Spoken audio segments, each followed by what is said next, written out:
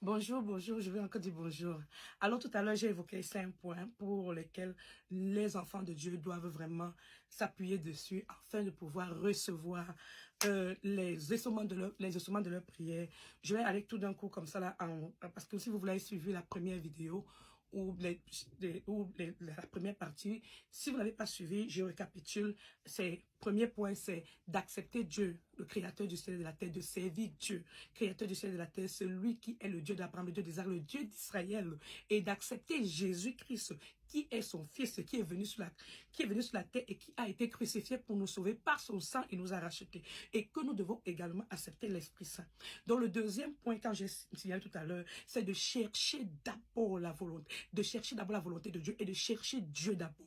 Quand tu te lèves le matin, quand tu as la chance de sourire, de vivre, de respirer, quand tu as la chance, même pour tous ceux qui sont à l'hôpital, de dire, oh Seigneur Jésus-Christ, je te remercie parce que tu es le Dieu miraculeux, tu es le Dieu qui a guéri, tu es le Dieu qui a guéri beaucoup de personnes, tu es le Dieu qui a fait sortir Jonas du ventre du poisson, tu peux me faire sortir de n'importe quel truc dans lequel je fais, et je casse et je brise toutes les marmites sataniques des personnes méchantes avec le nom de Jésus-Christ. Il faudrait que tu saches que tu dois chercher le royaume de Dieu en premier. Tu dois savoir que je suis sur cette terre de passage, je suis un pèlerin. Je veux habiter dans ta maison, Seigneur Jésus-Christ, quand je quitterai cette terre. Donne-moi les âmes nécessaires afin que je puisse résister aux œuvres de la chair. Nous devons résister aux œuvres de la chair et nous devons demander à Dieu, vraiment supplier Dieu. C'est pour ça que dans Éphésiens 6, il a dit que quoi? Il a dit que, il est écrit dans Éphésiens 6, parce qu'il faudrait que je fasse comprendre cela à quelqu'un. Il est important que nous, le peuple de Dieu, nous sachions ce qui se passe. Il est écrit que quoi?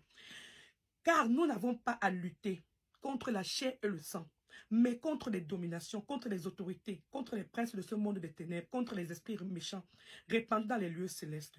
Alors, le Seigneur dit, car nous n'avons pas à lutter. Comment est-ce que ça commence? On parle des âmes spirituelles du chrétien. En Éphésiens chapitre 6, le Seigneur dit au verset 10, au reste, fortifiez-vous dans le Seigneur. Le Seigneur, je veux dire, précise, identifie ton Seigneur. Je prie le Dieu d'Abraham, je prie le Dieu d'Isaac, je prie l'Éternel des armées, je prie le Dieu qui a dit qu'il est l'alpha et l'oméga, c'est lui mon Seigneur. Parce qu'il faut faire attention, même dans les cultes sataniques, ils appellent leur Satan là Seigneur. Donc, essayons un peu de renforcer les mots pour que ça soit vraiment, quand Dieu entend ta prière, il frémit, il soit aussi touché, il dit que oui, vraiment, cette personne-là me cherche. Alors, on dit au reste, fortifiez-vous dans le Seigneur et par sa force, toute puissance, revêtez-vous de toutes les armes de Dieu afin de pouvoir tenir ferme contre les ruses du diable, afin de pouvoir tenir ferme contre les trucs en tant que chrétien, pour pouvoir avoir cette possibilité de tenir ferme contre les ruses du diable, c'est de chercher d'abord le royaume de Dieu et de demander que Seigneur Dieu fortifie-moi. Seigneur Dieu créateur du ciel et de la terre, fortifie-moi. Dieu d'Abraham, Dieu d'Isaac, Dieu de Papa Yahweh, toi qui as demandé à Abraham de sortir de la maison de son père, parce que s'il restait là-bas, il ne pouvait pas progresser. Moi-même également, Papa Yahweh, je prie que tu me sortes de toutes les malédictions familiales, que tu me sortes de toutes les malédictions des amis, de toutes les personnes qui sont maléfiques autour de moi, que tu me sortes de leur cage satanique au nom de Jésus-Christ. Cherche le royaume de Dieu, accepte Dieu comme ton créateur. Je vais te dire encore autre chose.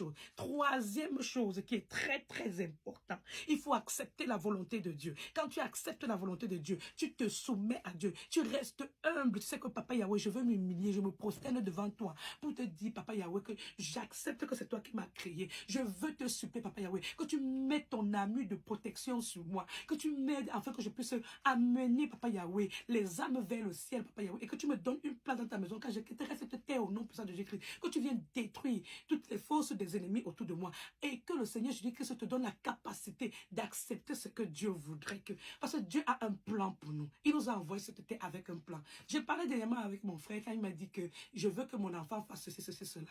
Je lui ai demandé, est-ce que tu as d'abord demandé la volonté de Dieu?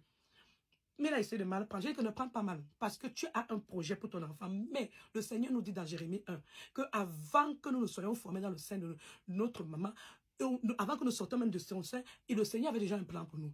Tu ne peux pas venir chercher à vouloir que ton enfant soit docteur quand Dieu a décidé que ton enfant va être serviteur de l'Éternel des armées. Allez lire Ésaïe 49. Le jour où je suis tombée sur Ésaïe 49, j'ai dit waouh, waouh, waouh.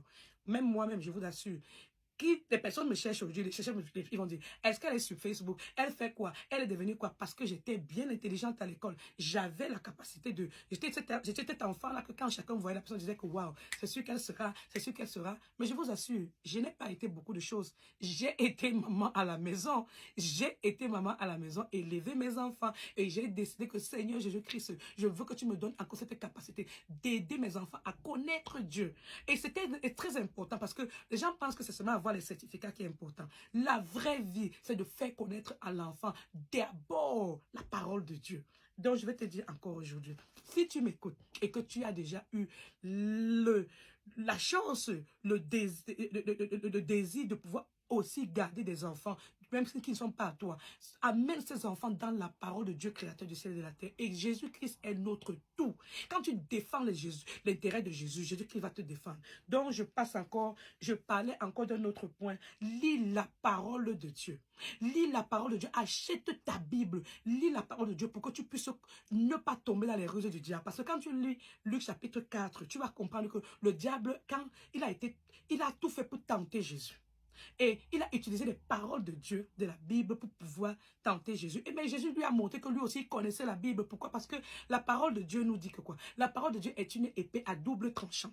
Donc ça veut dire que quoi? Il y a le côté qui est soft, et il y a le côté qui peut trancher. Donc Dieu est compatissant et Dieu également est vengeur. Donc quand Dieu est compatissant, ça veut dire que quand tu viens vers toi, vers Dieu, tu dis, Papa Yahweh, humblement, je vais te demander pardon pour tout ce que j'ai fait. Je te supplie, Papa Yahweh, pardonne-moi, je ne veux plus recommencer. Je t'en prie, j'ai besoin de ton coup, de ton aide, que tu effaces ce qui m'a fait me comporter comme je me suis comporté. Je te demande pardon. Aide-moi afin que je puisse rester dans la lumière de Jésus-Christ. Que la lumière de Jésus-Christ m'accompagne, que le Saint-Esprit m'accompagne. Et maintenant, tu demandes, mais également, le Dieu également nous dit dans le Psaume 94 qu'il est le Dieu de vengeance. Il a dans le Psaume 144, on dit l'Éternel exerce mes mains au combat et mes doigts à la bataille. Donc tu dois être capable à un moment donné de dire que j'envoie le feu de Jésus-Christ sur toutes les personnes qui prennent mes photos pour aller chez les marabouts, des personnes qui ont pris mes cheveux, qui ont pris mes ongles pour me faire du mal. J'envoie le feu de Jésus-Christ pour brûler tout ce qu'ils ont mis de négatif. Et je m'entoure avec le manteau de protection de Jésus-Christ. Je me couvre de la tête jusqu'aux pieds avec le sang de Jésus, avec le sang de Jésus, que le sang de Jésus-Christ me purifie et que les ténèbres sortent de mon corps et que tout ce qu'ils ont manigancé, que ce soit sur le plan de la famille, que ce soit sur le plan de la belle famille, que ce soit sur n'importe quel plan avec les amis, avec le voisinage qui est négatif, je détruis cela parce que le Seigneur dit que tout arme forgée contre moi est nulle et sans effet. Est-ce qu'on est en train de prier là? Je veux dire à quelqu'un que l'autre point essentiel, c'est de t'entourer des personnes qui prient Jésus-Christ. Même si tu es né dans une famille où il y a les crocodiles, où il y a tout type de totems, même si c'est des serpents, dis que Seigneur, avec ton armée puissante, Papa Yahweh, je prie, Papa Yahweh, que tu envoies Saint-Michel avec son épée, couper la tête des serpents de ma famille, couper la tête, leurs pieds, leur tête, tout coupe toute leur tête, découpe leurs morceaux et envoie le feu les dévorer. Rends les nuits sans effet. Tout serpent qui vient devant moi est nul et sans effet. Il est inoptisé. Je le détruis avec la puissance du nom de Jésus-Christ. Tout le corps satanique qu'ils ont mis sur mon corps, j'annule cela, je détruis cela au nom de Jésus. Je brise tout ce qu'ils ont mis comme arbre mystique pour nuire à ma vie, pour nuire à la vie de mes enfants. Je déchaîne ma vie de toutes les hôtels sataniques parce que j'appartiens à Jésus. Que toute personne qui prononce mon nom pour faire le mal soit brûlée par le feu de Dieu, que le tonnerre de Dieu les brûle. Tu es capable de le faire parce que le Seigneur dit. Le point le plus essentiel que je veux dire à quelqu'un également, c'est d'avoir la foi. Qu'est-ce qu'on veut dire avoir la foi? Quand tu as la foi, le Seigneur t'a dit que quoi? Que si tu as la foi d'une graine de moutarde, tu peux demander à une montagne de se déplacer, d'aller se jeter dans la mer. Ça veut dire que quand Dieu a donné la force à David de tuer Goliath, David n'a pas douté. Il a su que comme je vais dans le combat là, je vais gagner. Donc toi-même, quelle que soit la personne de ta vie qui est en train de te déranger, je veux dire quelle que soit la personne, parce que beaucoup de gens sont limités, ils se disent que parce que c'est ma mère qui m'a accouché. Est-ce que ma mère m'a accouché jusqu'à l'âge, c'est ça, l'âge, c'est qu'elle va me tuer. Et vous vous retrouvez avec les parents sorciers qui manipulent vos vies depuis, les oncles sorciers, les grands-mères maléfiques qui sont là depuis, elles sont là parce que vous dites, si je ne t'ai pas tué quand tu étais petit, c'est maintenant que je vais te tuer. Tu connais que Dieu a fait combien de combats pour toi? Tu connais que Dieu, d'abord, le Créateur, ou bien tu connais que, est-ce qu'elle est vraiment là, ou bien la personne là qui est vraiment en train de te parler là, est-ce que la personne est vraiment véridique dans ton corps? Le Seigneur nous dit qu'il y a des gens qui parlent avec vous, ils ont un cœur double. Oui, la personne te dit que tu n'es pas morte jusqu'aujourd'hui, c'est qui t'a tué? Oh, ma chérie, oui, quelqu'un va te dire que le chien n'accouche pas le chat. Rejette ça au nom de Jésus-Christ. Rejette. Si tu es le chien, je ne suis pas le chien. Si tu es le chat, je ne suis pas le chat. À moi, là, j'ai Jésus. À moi, là, j'ai l'Esprit Saint. Si tu es le chien et que le Seigneur m'a mis de sortir de ton sein, c'était pour te dire qu'il va m'utiliser, pour te dire que reviens à Jésus. Reviens à Jésus. Parce que je vais vous dire une chose. Je ne suis pas née dans une famille où c'est facile, hein. Non, non, non, non, ce n'est pas facile. Mais le Seigneur Dieu les a montrés au jour d'aujourd'hui qu'il m'a enveloppé avec son armée de protection, avec sa muraille, avec les anges de l'Éternel des armées pour combattre mes combats. Donc même les moments où ils se sont dit que ah, c'est bon, on a fini avec elle. Le Seigneur a tendu sa main. La main de Dieu n'est pas trop courte pour nous retirer. Le Seigneur a tendu sa main comme ça, il m'a retiré. Et je vais faire ce témoignage. C'était l'année dernière, quand je me suis détaché du mensonge que j'ai gardé beaucoup d'années. Le Seigneur a été content de cela. Et comment j'ai su que Dieu était content? Ça veut dire que j'ai ressenti comment mon corps était devenu léger. Je ressentais maintenant vraiment l'Esprit Saint me parler, me dire, voilà, il y a telle chose, voilà, il y a telle chose, je veux que tu fasses ceci. Je priais, j'étais encore devenue plus fervente dans la prière. Je passais des journées à prier. Je disais, waouh, quel est ce... Waouh, cette force que le Seigneur a mis dans moi, parce que le Seigneur était content. Je priais, c'est-à-dire mes journées étaient des lectures, des livres, je priais, ma Bible. Je dis waouh. Je suis restée comme ça, j'ai dit merci Seigneur Dieu. Je n'ai pas su que ce mensonge m'avait gardé vraiment dans des endroits qui n'étaient pas normaux. Parce qu'on dit que quoi? Un seul mensonge. Le diable est le père du mensonge. Le diable est le père du mensonge. Donc, c'est pour dire à quelqu'un aujourd'hui que quoi? Si tu as un mensonge que tu dis, que tu as gardé même dans ta tête, et que tu as dit à une personne, la personne te dit, j'avais dit à ma maman que maman, j'ai telle chose qui me dérange. Elle m'a dit, non, ne parle pas maintenant. Et avant, j'avais soi-disant une mère spirituelle. Quand je lui ai aussi parlé, elle a dit, non, ne parle pas maintenant, laisse. C'est parce que ce sont eux. Ils sont elles là, les ruses du diable. Ils utilisent ça maintenant pour que le diable ait une entrée dans ta vie. Et pourtant, quand tu ouvres ta bouche, tu dis la vérité. Le Seigneur nous dit que l'âme du chrétien, c'est la vérité. Allons lire Éphésiens 6. Il dit, c'est pourquoi prenez toutes les âmes de Dieu, afin de pouvoir résister dans le mauvais jour et tenir ferme après avoir tout surmonté. Tenez donc ferme, ayez à vos reins la vérité pour ceinture. Ici, là, dans le terrain, là, c'est la vérité qui doit être là. C'est la vérité qui doit être le centre de gravité de ta vie. Si tu n'es pas dans la vérité, je t'assure, le diable aura la possibilité de te faire ça. Et ce n'est que, je veux vous dire que ce n'est qu'en 2023, je pense bien, 2023, que j'ai eu ce courage de briser cela, de dire, je dois dire la vérité. Et quand j'ai dit cette vérité, waouh, j'ai vu comment Dieu a opéré des miracles dans ma vie. Et je veux vous assurer que le mois de mai passé, c'est-à-dire le diable et ses agents. Quand on parle des agents, ça peut venir, ils se réunissent, c'est ta propre famille, ta belle famille, les amis, tout ça. Ils se sont réunis pour vouloir me faire mourir. Je vous assure, cette nuit-là, j'ai rêvé ce que je n'ai jamais rêvé dans ma vie. On parle des eaux tumultueuses. On parle des eaux qui ont une vitesse que toi-même tu sens que tu ne peux pas t'en sortir. Mais la main de Dieu puissante m'a retiré. J'ai fait ce rêve 3 fois la même nuit. Je vous assure. Comment je sais que j'ai fait 3 fois? Parce que j'ai eu cette même approche, cette même main qui m'a sauvé 3 fois. Et alors, qu'est-ce qui se passe? Quand je me réveille, je constate que je vais à la douche, je me trouve là avec la bouche vraiment, le visage. Je me dis, mais qu'est-ce qui se passe? Et c'est là où je prends mon téléphone, je regarde, je vois une photo de quelqu'un qui est décédé. Je dis, mais qu'est-ce qui se passe là? Mais c'était moi, je me regarde, je dis, mais qui a filmé?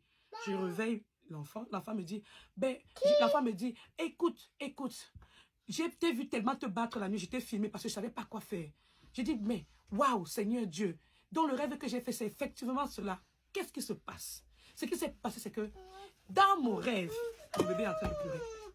Dans mon rêve, je vais venir te regarder, donne-moi quelques minutes, je finis rapidement. Dans mon rêve, quand le Seigneur m'a tendu la main et puis il m'a récupéré, j'ai dit, je veux venir te dire merci. Parce que moi, je croyais que c'était la réalité, ce que je suis en train de vivre. Donc, je ne sais pas comment vous expliquer, mais voilà. Je dis, j'aimerais te dire merci. Parce que je voudrais venir ici pour te dire merci. Parce que tu m'as sauvé 3 fois. Et je ne sais pas, tu m'as d'abord sauvé, je suis partie, je suis revenue. Tu m'as encore sauvé. Donc, je dois venir te dire merci. Mais je dois savoir comment je dois venir pour te dire merci. Tu t'appelles comment? Le Seigneur me dit, Je suis ton ami. Je suis ton ami. Appelle-moi et je te répondrai. J'ai dit, ben ouais, comment tu peux venir? Je vais venir demain dire que je cherche mon ami ici, là. Comment il veut simplement venir ici dans un lieu comme ceci? Je vais dire, je cherche mon ami. On va te connaître comment? Il faut bien que tu me donnes le nom. Puis il me dit, va regarder les enfants. Je suis ton ami. Va regarder les enfants, je suis ton ami. Je me suis réveillée et je me suis dit, mais qu'est-ce que d'où est-ce que je viens? Qu'est-ce qui se passe? Et quand j'ai vu cette photo, et quand j'ai baladé cette photo, le Seigneur m'a dit, va maintenant, balade cette photo, parce que je veux que les peuples de Dieu connaissent que je suis vivant. Alléluia, amen. Donc je vais te dire que moi-même qui étais là, je regardais la photo, je me demandais, parce que quand les enfants dormaient, je me dis, mais si c'est moi, et c'est cette photo-là que je vois là, c'est que ce n'est pas moi. Je me dis, mais qu'est-ce qui se passe? Je suis dans le... Je touche tout. Je dis, mais ouais, ben, je suis vraiment en train de toucher des objets, donc ça veut dire que je suis vivante. Mais cette personne-là que je vois sur la photo-là, c'est une personne décédée. Alors c'est pour vous dire que quoi? La vie est spirituelle. La vie est spirituelle. Parce que les personnes qui avaient déjà prévu me tuer, ils étaient là, on était dans un combat, mais Dieu a tendu la main pour me retirer. Donc, les erreurs que j'ai commises, c'est que effectivement, j'ai partagé la nouvelle. J'ai prié ce jour parce que je ne savais même pas que j'avais eu la main de Dieu dans ma vie en ce moment. Parce que malgré tout ce qui se passait, j'étais dans la confusion. J'ai pris Google, j'ai commencé à taper que si tu rêves d'un ami dans le rêve, ça veut dire que quoi? J'ai tapé Google pour dire que quelqu'un qui te dit que tu es mon ami, appelle-moi, je te répondrai. Et c'est là où je suis tombée dans Jean chapitre 15. J'ai dit, waouh, il y a eu beaucoup d'endroits où Jésus parlait d'amis et j'ai commencé à chanter. Mon Jésus est bon, oh, mon Jésus est bon. Quand je l'appelle, oh, il me répond. Oh Jésus, oh Jésus. J'ai commencé à dire, je me vante avec mon Jésus. Je vais vous dire ce qui s'est passé. Ce qui s'est passé est très poignant. Donc, suivez la prochaine vidéo. Bisous, bisous. Mais si vous ne voulez pas que je coupe, je vais continuer pour que ça... Voilà. Je vais continuer parce que c'est important. Je vais continuer dans une prochaine vidéo et je vais vous dire, restons là et on va suivre ce qui s'est passé.